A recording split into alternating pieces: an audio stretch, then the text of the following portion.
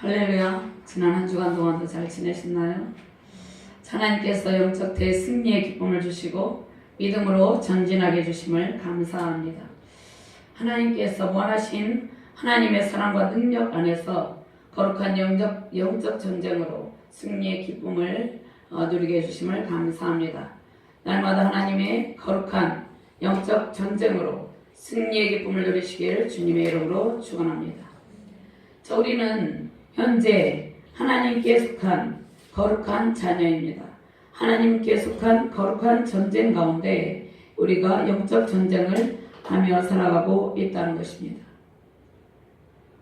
우리가 세상에 볼 때 세상의 뉴스나 신문 이런 지상에서 일어나는 일들을 볼 때 사람들이 치열한 생존 경쟁 가운데서 고통하고 있음을 알게 됩니다.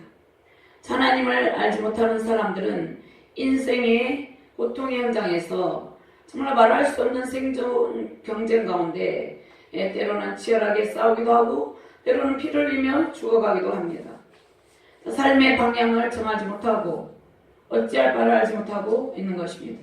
삶의 치열한 전쟁에서 패배하면 어떻게 합니까? 그들은 절망하고 넘어집니다. 낙심합니다. 영원한 생명의 길이 있음에도 불구하고 그들은 절망의 길을 향해 가고 있다는 것입니다. 어린아이들은 학원의 전쟁에 빠져 있습니다. 또 고등학생들은 입시전쟁, 청년들은 취업전쟁, 직장인들은 승진을 위한 경쟁으로 또 스트레스를 받습니다. 또 직장에서 관계 속에서 서로 깊은 상처를 받기도 하고 또 너무나 깊은 상처 가운데 무너져 가기도 합니다. 또 일부 간호사들은 다 그런 것은 아닙니다. 선배로부터 부당한 대우를 받고 고통하기도 합니다. 또 사업을 하는 경영주는 치열한 몸부림으로 사업의 번영을 이루기도 하고 또 경제적인 위기에 처하기도 합니다. 경제와의 전쟁을 치릅니다. 때로는 사업가들은 사업의 자금 부족으로 인해서 심하게 고민하기도 하고 또 거래처들을 통해서 부당한 대우를 받기도 하고 고객들과의 마찰을 일으키기도 합니다. 그런데 어떤 경영주들은 그러한 모든 난관을 뚫고 번영을 이루고 대기업을 만들어서 세상에 많은 선한 영향력을 미치기도 합니다. 그런데 가장 중요한 것은 하나님께 속하여 있어야 된다는 것입니다. 하나님께 속하지 않는 싸움, 하나님의 거룩한 전쟁에 속하지 않는 싸움은 모두 다 무익하다는 것입니다. 인간의 교만과 야망으로 쌓은 바벨탑이 무너지는 것처럼 언젠가는 다 무너진다는 것입니다. 강대국들도 다 무너졌어요. 역사를 주관하시는 하나님의 주권적인 역사로 흥하기도 하지만 심판을 당하기도 하면서 역사의 뒤안길로 사라져버리고 만다는 것입니다. 고대 문명의 도시 이집트, 아수르, 바벨론, 페르시아, 또 헬라, 로마 제국 이러한 나라들이 다 무너졌다는 것입니다. 한때는 부강한 나라로서 정말로 세계 가운데 강대국으로서 그러한 면모를 나타냈지만 하나님의 심판으로 멸망을 당하게 됐다는 것입니다. 모두 다 무너졌다는 것입니다. 하나님께 속하지 않는 것들은 이렇게 허무하게 무너지게 된다는 것입니다. 창세기 11장 4절 말씀에 사람들이 바벨탑을 쌓습니다. 하나님께서 내려옵니다. 또 말하되 자 성읍과 탑을 건설하여 그 탑 꼭대기를 하늘에 닿게 하여 우리 이름을 내고 사람들이 자신들의 이름을 내고 잤습니다. 온 지면에 흩어짐을 면하자 하였더니 하나님께서 강림하셔서 내려와서 보니까 그들이 그렇게 하고 있었다는 것입니다. 하나님께로 다가가서 하나님보다 더 높아지려는 그러한 교만의 탑을 쌓고 있었다는 것입니다. 하나님께서 어떻게 했습니까? 그들의 언어를 혼잡게 하셔서 다시는 그들이 도시를 건설하지 못하도록 하나님께서 막으셨다는 것입니다. 그러므로 그 이름을 바벨이라 하니 이는 여호와께서 거기서 온 땅의 언어를 혼잡하게 하셨음이니라. 여호와께서 거기서 그들을 온 지면에 흩으셨더라. 그들이 모여서 하나님 나라를 건설하는 것이 아니고 교만의 탑을 쌓고 불신앙의 탑을 쌓고 멸망의 탑을 쌓았기 때문에 하나님께서 그들을 온 지면에 흩어버렸다는 것입니다. 그러나 거룩한 하나님의 전쟁 속에서 쌓은 탑과 성벽은 결코 무너지지 않고 영원하다는 것입니다. 반석 위에 세운 집이 무너지지 않듯이 우리가 쌓고 있는 성벽은 견고하고 든든하게 세워지고 있다는 것입니다. 하나님의 말씀 안에 있는 자녀들은 그것 또한 이 세상에서 영적인 전쟁을 치르고 입시 전쟁을 치르고 학원 전쟁을 치를지라도 승리하게 된다는 것입니다. 그 어떤 대적들이 방해할지라도 그들의 악한 계계를 깨뜨리고 승리의 길로 인도하신다는 것입니다. 우리는 하나님께 속한 거룩한 영적 전쟁 중에 있다는 것입니다. 마태복음 7장 24절 말씀에 그러므로 누구든지 나의 말을 듣고 행하는 자는 그 집을 반석 위에 지은 지혜로운 사람 같으리니 비가 내리고 창수가 나고 바람이 불어 그 집에 부딪히되 무너지지 아니하나니 이는 주초를 반석 위에 놓은 바닥이요. 이렇게 말씀합니다. 세상 사람들이 치르고 있는 생존 경쟁과 우리의 영적 전쟁은 다른 것입니다. 사람들은 세상의 지식의 탑을 쌓습니다. 세상의 물질의 탑을 쌓으면서 그 끝을 알지 못하는 전쟁을 치르고 있습니다. 모래 위에 집을 짓고 있습니다. 불신앙의 길을 가고 있습니다. 그 길의 끝은 어디입니까? 그곳은 하나님께서 계시지 않는 어두운 음부입니다. 죽음의 길, 영원한 생명이 없는 길, 음부의 길이라는 것입니다. 지옥에 떨어지는 길이라는 것입니다. 자, 우리가 이 하나님께 속한 영적 전쟁을 치르는 이유가 무엇입니까? 그러한 사람들을 주님께로 돌아오게 하기 위해서입니다. 우리가 견고한 성벽을 재건을 하고 또 하나님의 영광의 빛을 발할 때 그들이 주님 앞으로 돌아옵니다. 믿지 않는 부모, 형제, 동료들이 하나님의 빛 가운데 살며 진정한 기쁨을 맛보면서 죄와 사망 권세에서 해방된다는 것입니다. 열방이, 세계 열방이 저와 여러분들이 쌓은 견고한 성벽에서 비추이는 하나님의 영광을 보고 죽음의 길에서 영원한 생명의 길로 돌아오게 된다는 것입니다. 자, 우리의 거룩한 영적 전쟁을 통해서 세계의 모든 열방이 주님께 돌아오기를 주님의 이름으로 축원합니다. 영원한 생명 하나님의 능력 안에서 거룩한 전쟁을 치르며 가는 우리의 최종 도착지는 어디입니까? 하나님의 영광의 빛이 찬란하게 비치는 천국이라는 것입니다. 하나님께서 함께 하시는 거룩한 전쟁의 끝은 견고한 성벽을 재건하여서 하나님의 성전을 이룹니다. 우리의 성전을 이루는 것이 아니고 하나님의 성전을 이루게 된다는 것입니다. 특별히 예수 그리스도를 주로 믿는 우리의 믿음이 견고해지고 성화의 단계를 통해서 영화의 단계에 이르는데 예수님께서 이미 율법을 완성하시고 구원을 이루어 놓았습니다. 우리는 성화의 단계를 거쳐서 예수님께서 완성해 놓으신 구원의 완성을 향해 가고 있다는 것입니다. 우리가 향해 가고 있는 것은 거룩한 새 예루살렘 성, 저 천성이라는 것입니다. 그런데 하나님께서 이 땅 가운데서도 새 예루살렘 성, 천국의 기쁨 속에서 저와 여러분들이 살기를 원하십니다. 영적 전쟁 속에서 날마다 승리의 기쁨과 감격을 주십니다. 날마다 하나님의 도심으로 영적 전쟁 가운데 응답이 하나님의 도심에 손길을 끼며 응답이 쏟아지는 그러한 체험을 하시는 저와 여러분들 되시기를 주님의 이름으로 축원합니다. 이제 지난 주일 말씀에 이어서 오늘 말씀을 증거하는데요. 지난 주일 말씀에 느헤미야가 대적들 산발락과 도비아의 방해에도 불구하고 성벽 재건을 시도합니다. 기초공사를 하고 성벽의 반을 견고하게 쌓았습니다. 예루살렘 성은 이제 적들의 공격에 방어할 수 있는 거룩한 도성이 되었어요. 우리가 사는 지역에 진주 지역에 진주성이 있어요. 임진왜란 때 김시민 장군이 이 조선군과 백성들과 함께 외적을 물리치고 성을 지킵니다. 자, 진주의 이 성에 정말 3,800명 정도의 소수의 조선군이 있었는데 2만여 명을 이끌고 옵니다. 일본군이. 어마어마한 사람들을 이끌고 와서 이 진주성을 공략을 하려고 하는데 이미 이 우리나라의 이 성에 이러한 것들이 비격 진청래도 있었고 활도 있었고 군사들이 예비되어 있었어요. 방어할 수 있는 능력이 준비되어 있었다는 것입니다. 그래서 일본군이 패했어요. 진주성은 1차 대첩에서 패했는데 어떻게 했습니까? 목사 김시민 장군이 성벽을 경고야에서 일본군의 공격에 맞서서 이깁니다. 제가 어릴 때 이인전기를 너무 즐겨 봤는데요. 행주대첩의 권율 장군, 반산대 대첩, 이순신 장군, 이들이 탁월한 지도자로서 전쟁에서 임진왜란 때 적들의 공격을 방어하고 그들을 진멸하고 백성들을 지키고 승리를 했습니다. 그들은 전투력과 강한 방어력을 가지고 적진을 파쇄하고 나라와 민족을 지켰습니다.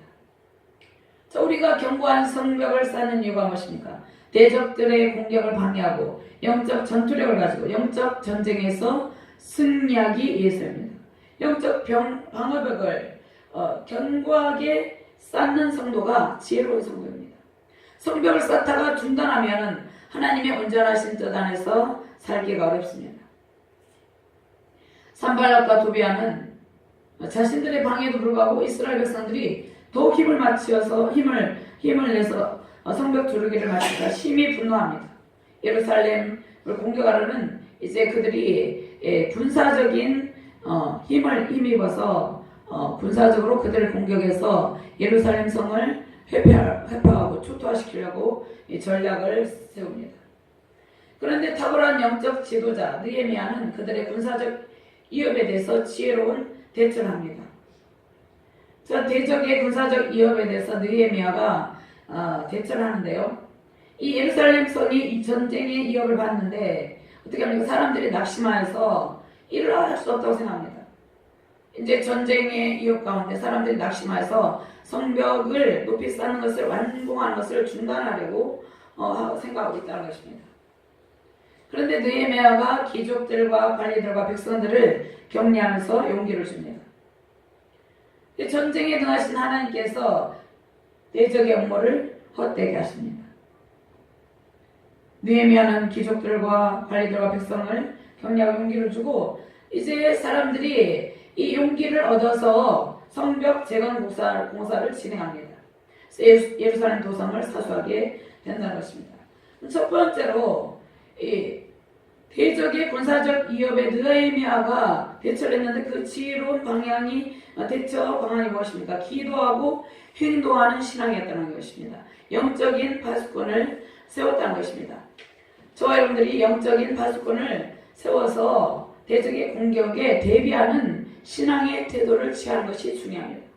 주야로 방비하라 이렇게 말씀하고 있습니다. 신속한 대처 능력은 기도와 말씀 순종입니다. 군사적 위협을 통한 대적들의 성벽 재건 공사 방해의 계획과 느헤미야의 신속한 대처는 기도와 말씀 순종을 통한 행동하는 신앙이라는 것입니다. 저와 여러분들이 기도를 많이 하잖아요. 말씀 읽는데 행동이 뒤따르지 아니하면 소용이 없다는 것이에요. 느헤미야는 하나님께 기도하고 하나님께로부터 지혜를 얻어서 행동을 했다는 것입니다. 지도자는 어떻게 해야 됩니까? 이러한 지도자는 위기 상황이 닥치면 하나님께 기도하며 신속한 대처 방안을 강구한다는 것입니다. 위기 상황을 두고 기도할 때 하나님께서 지혜로운 대처 방안을 주십니다. 7절과 8절 9절 말씀 함께 봉독합니다. 산발락과 도비아와 아라비아 사람들과 암몬 사람들과 아스돗 사람들이 예루살렘 성에 중수되어 거물어진 틈이 메꾸어져 간다함을 듣고 심히 분노하여 다 함께 꾀하기를 예루살렘으로 가서 치고 그것을 요란하게 하자 하기로 우리가 우리 하나님께 기도하며 그들로 말미암아 파수꾼을 두어 주야로 방비하는데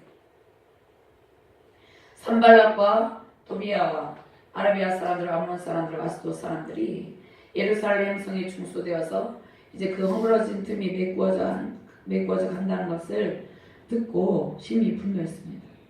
주변의 적대국들이 예루살렘 성이 견고해져서 강성해지는 것을 원치 않았습니다. 그래서 이제 주변국들이 다 함께 힘을 합쳐가지고 동맹을 맺어가지고 예루살렘을 쳐가지고 혼돈에 빠지게 하려고 합니다. 더 이상 성벽을 재건하지 못하도록 그렇게 방해를 하려고 한다는 것입니다. 이에 대한 대응으로 느헤미야와 동료들이 하나님께 기도합니다. 그리고 파수꾼을 세워서 주야로 방비합니다. 9절 말씀입니다. 이제 무너진 성벽이 다시 재건되는 것, 그것은 성벽 재건을 통해서 하나님의 영광을 나타내려는 그러한 일입니다. 이스라엘 백성의 회복을 의미합니다. 이스라엘 백성에게 원래 하나님의 영광이 임하였었어요. 그런데 그들이 불순종함으로 하나님의 영광이 예루살렘 성전을 떠났습니다. 느헤미야는 하나님의 영광이 다시 예루살렘 성전에 돌아오고 또 예루살렘 성에 있는 많은 남유다의 백성들, 포로 가운데서 돌아온 소수의 백성들이, 남은 자들이 회복되기를 꿈을 꾸고 있었다는 것입니다. 민족의 회복을 꿈꾸고 있었다는 것입니다. 우리도 예수님을 믿고 이제 무너진 성벽이 다시 새롭게 중건되어 가고 있어요.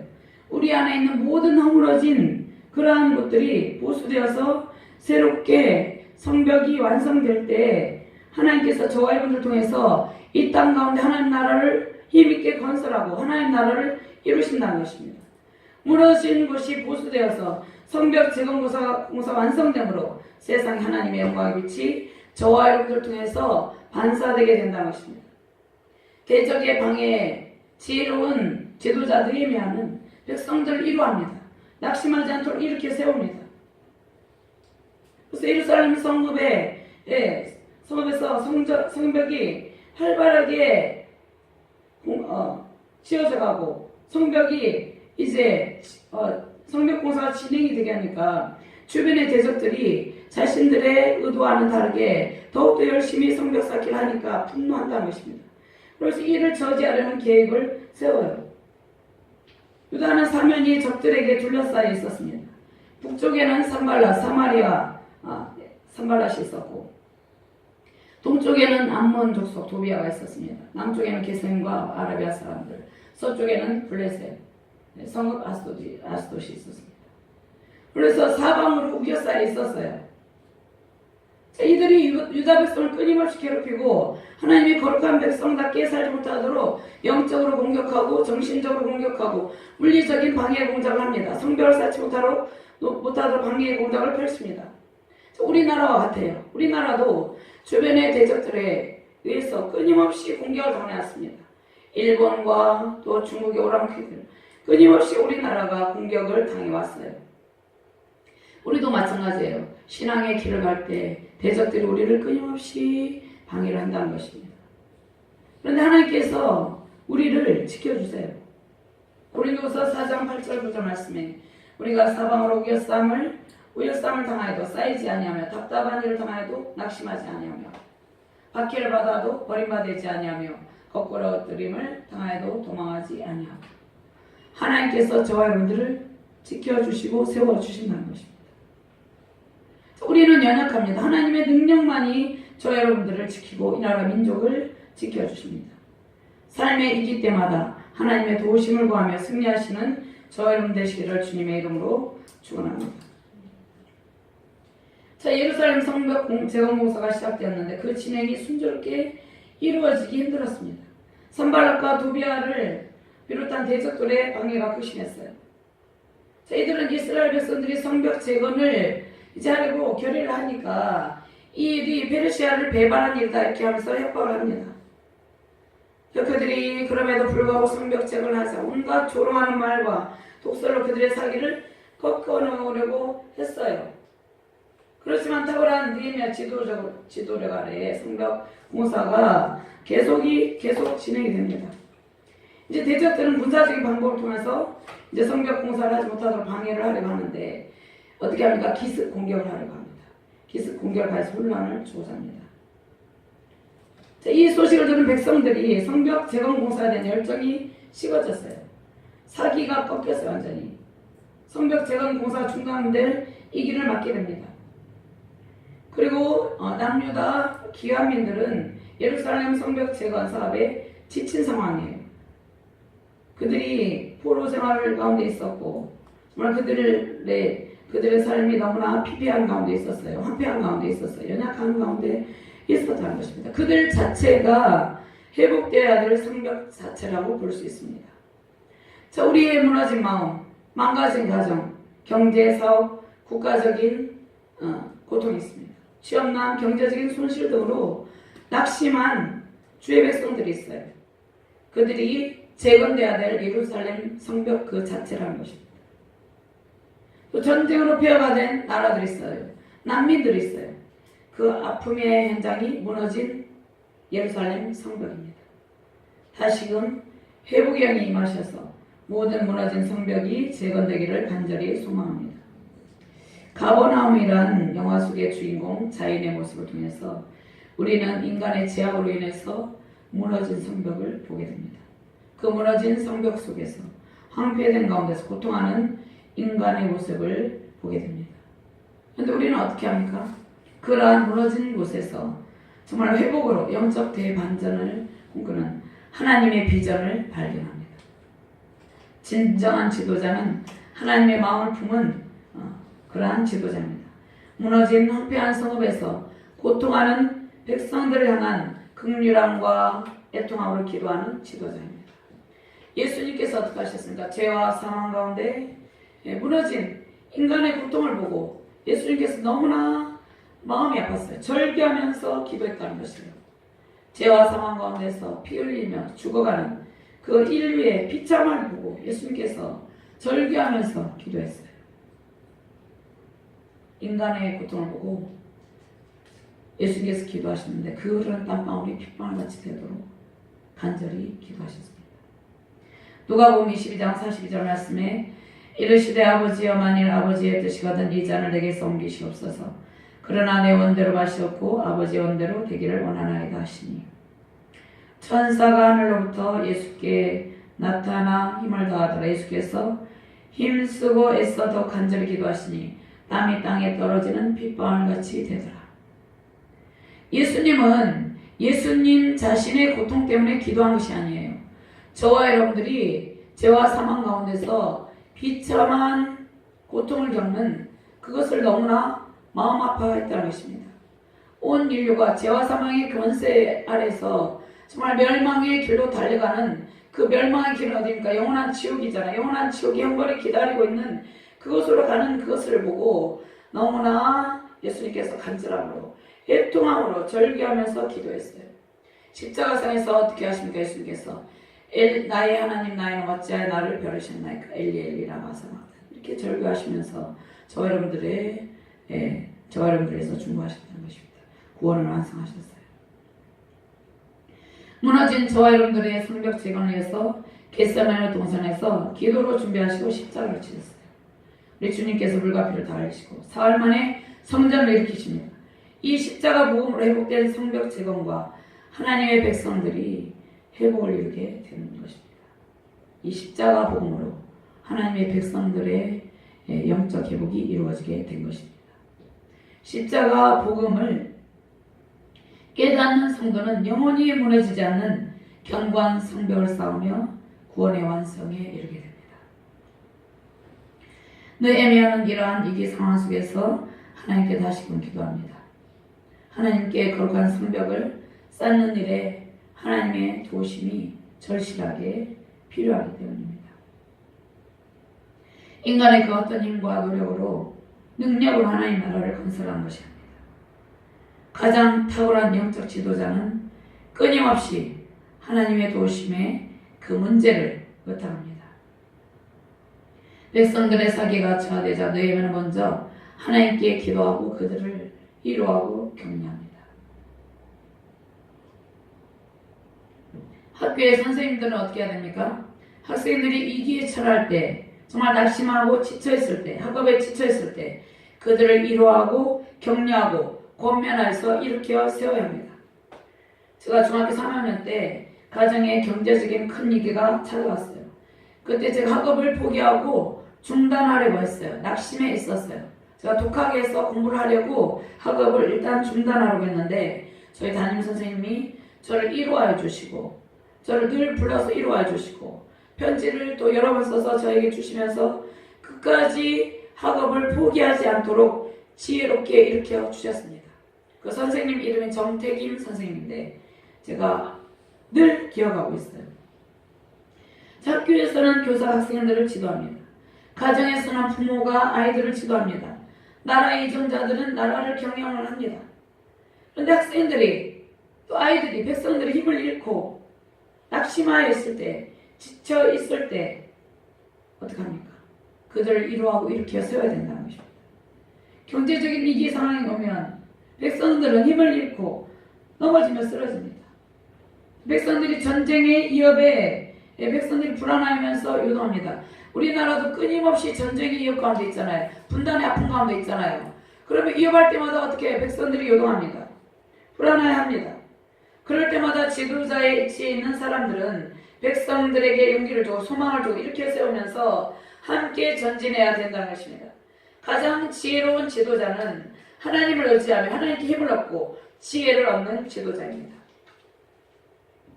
하나님께 속한 지도자는 결코 백성들이 낙심해서 추진하던 일들을 포기하지 않고 끝까지 성취할 수 있도록 도와줍니다. 느헤미야는 적들의 군사적 위협에 사기가 저하된 백성들을 무장을 시킵니다. 대적들은 무장한 백성들을 기습하지 못하고 그들의 기억은 완전히 수포로 돌아가게 됩니다. 느헤미야는 백성들을 무장시킨 상태로 성벽 재건 공사를 진행합니다. 그래서 어떻게 합니까? 대적들이 이 지도자 느헤미야를 죽이려 합니다. 그러나 그 악한 계획도 실패로 돌아가고 성벽 재건 공사는 52일 만에 완성이 됩니다. 두 번째로 백성들의 사기가 저하됐을 때 대적들의 군사적 위협으로 인해 성벽 공사가 중단된 이기에 있었는데 어떻게 해야 됩니까? 사단의 공격에 심리적으로 마음이 요동하지 않도록 조심해야 됩니다. 결코 포기하지 말고 신앙의 전진을 해야 된다는 것입니다. 10절에서 12절 말씀 같이 공부합니다. 유다 사람들은 이르기를 흙무더기가 아직도 많거늘 짐을 나르는 자의 힘이 다 빠졌으니 우리가 성을 건축하지 못하리라 하고 우리의 원수들은 이르기를 그들이 알지 못하고 보지 못하는 사이에 우리가 그들 가운데 달려 들어가서 살육하여 역사를 그치게 하리라고 그 원수들의 근처에 거주하는 유다 사람들도 그 각지에서 와서 10번이나 우리에게 말하기를 너희가 우리에게로 와야 하리라.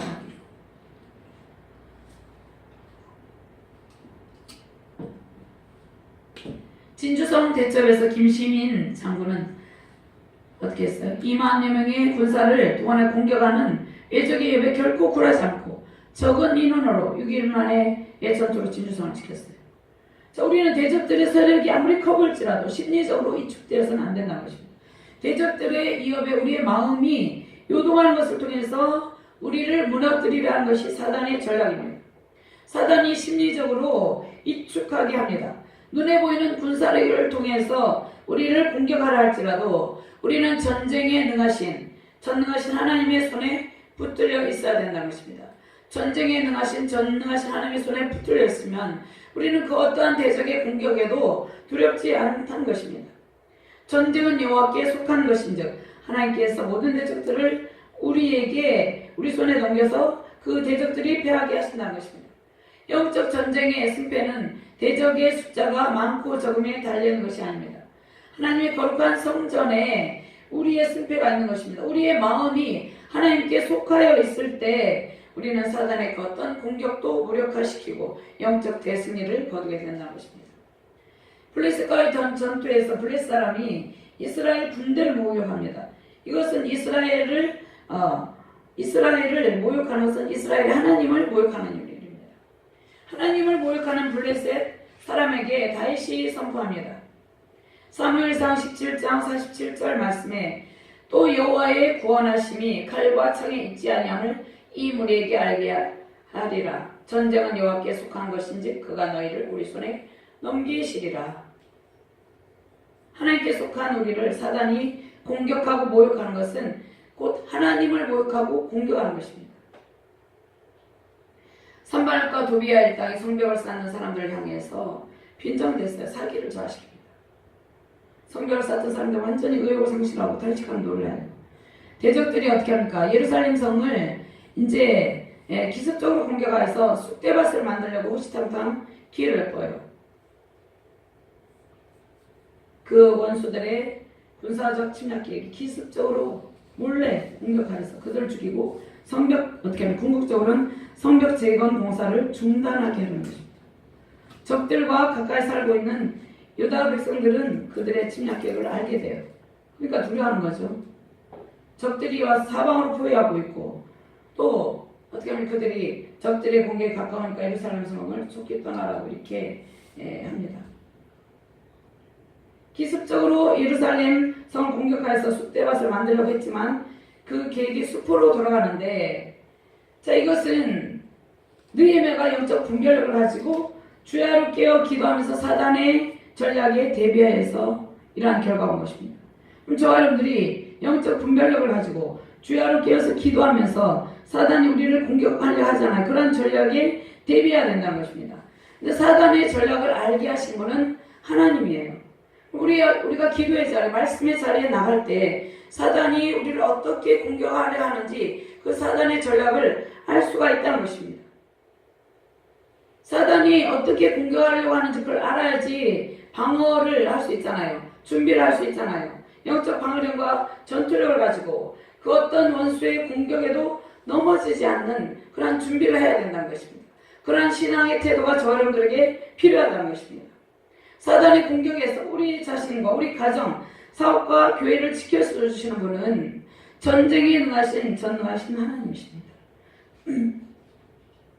그러면 대적의 위협에 우리가 어떻게 해야 됩니까? 마음이 흔들리면 안 된다는 것입니다. 마음이 뺏기면 안 돼요. 그들의 위협에 동요되면 안 된다는 것입니다. 우리가 어떤 일을 추진하다가 난관에 부딪히면 낙심합니다. 마음에 탄식이 생기고 힘을 잃고 주저앉는 사람들이 있다는 것입니다. 낭망한다는 것입니다. 대적들이 그 틈을 타서 우리를 넘어뜨리는 것입니다. 우리는 그 어떤 사단의 위협 속에서도 마음을 뺏기지 않고 하나님의 도우심을 구해야 된다는 것입니다. 시편 42편 5절 말씀 한번 찾아볼까요?